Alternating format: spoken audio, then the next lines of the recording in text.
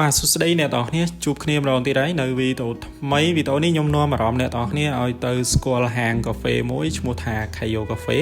Khayo Cafe មានទីតាំងនៅជាយក្រុងបាត់ដំបងអ្នកនរគ្នាបើអ្នកនរគ្នាធ្វើដំណើរចេញពីទីក្រុងបាត់ដំបងទៅហួររង្វង់មូលដៃ8តាមផ្លូវជាតិលេខ5ណារហូតដល់ផ្សារពំពុយផ្លូវចុងក្រោយគេអាផ្លូវដែលមានផ្សារបោះដុំបន្លែអញ្ចឹងណាអ្នកនរគ្នាបត់ចូលតាមនឹងមកគឺបត់ស្ដាំចូលផ្សារពំពុយរហូតជិះទៅដល់ផ្លូវទាល់បេតុងមួយអ្នកទាំងអស់គ្នាបត់ឆ្វេងប្រហែលជា500ម៉ែត្រអ្នកទាំងអស់គ្នានឹងដល់ផ្លូវទាល់នៅពេលដែលដល់ផ្លូវទាល់យើងបត់ស្ដាំទៅប្រហែលជា100ម៉ែត្រទៀតអ្នកទាំងអស់គ្នានឹងឃើញហាងកាហ្វេមួយនៅឆ្វេងដៃឈ្មោះថា Khayo Cafe សម្រាប់បងប្អូនដែលចុងសប្តាហ៍មិនដឹងទៅណាយើងអាចសាកល្បងមកហាងកាហ្វេនេះបាន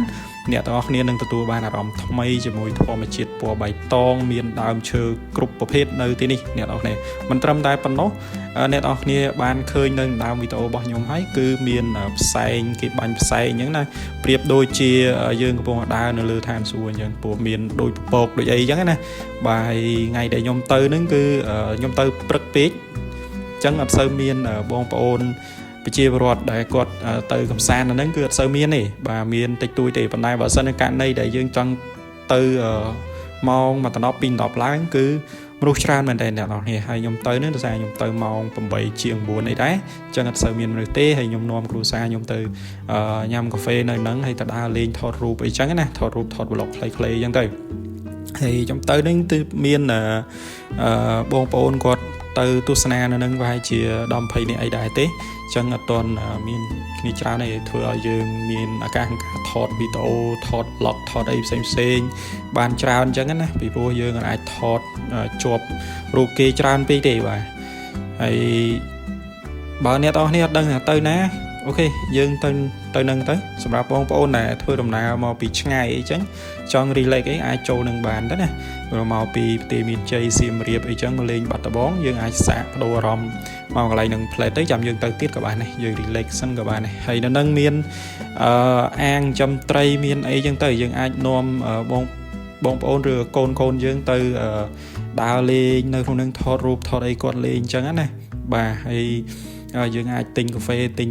អាហារពេលព្រឹកឬថ្ងៃត្រង់អីនៅកន្លែងគេហូបទៅយើងទៅ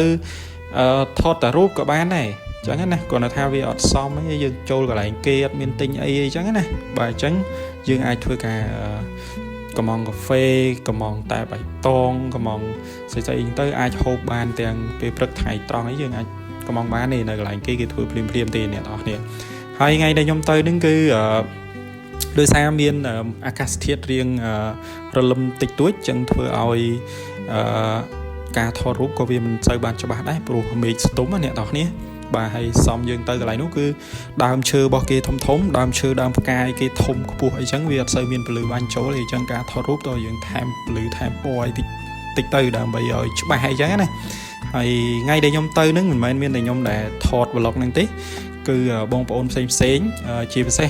ខាង content creator អីគាត់ទៅដែរមានគេដាក់ជាក្រុមអីជាង10នាក់ដែរហ្នឹងមានស្រីស្អាតប្រុសស្អាតអីគាត់ទៅថតនៅនឹងច្រើនបាទទៅថតរូបគាត់ថា content creator អញ្ចឹងណាគាត់ទៅថតនៅនឹងហើយក្រៅពីហ្នឹងគឺមានបងប្អូនផ្សេងដែលគាត់ទៅហូបកាហ្វេហូបអីហ្នឹងគាត់ថតផុសលេងអញ្ចឹងទៅហើយសម្រាប់ខ្ញុំក៏ខ្ញុំបានទៅខ្ញុំថត vlog ខ្លីៗដាក់ចូល YouTube នេះទៅអញ្ចឹងនៅក្នុងវីដេអូហ្នឹងមានប៉ុណ្្នឹងទេអ្នកនរគ្នាហើយបើអ្នកនរគ្នារកទីតាំងហាងកាហ្វេនឹងអត់ឃើញទេបងប្អូនអាចចូលទៅកាន់ Google Map ហើយយើងវាយពាក្យថា Khayo Cafe ទៅអ្នកនរគ្នានឹងរកឃើញហើយចឹងណាហើយទីតាំងក៏ខ្ញុំបានប្រាប់ណែនាំពីខាងដើមវីដេអូឲ្យដែរថានៅកន្លែងណាអីចឹងណាអញ្ចឹងបងប្អូនអាចរកបានហើយអាចសាកមកកន្លែងនឹងបានអ្នកនរគ្នាបាទជាចុងក្រោយសូមអរគុណហើយសូមជួយចុច Subscribe Channel របស់ខ្ញុំម្នាក់មួយផងដើម្បីទទួលបានវីដេអូក្រោយៗទៀតជួបគ្នាវីដេអូក្រោយបាយបាយ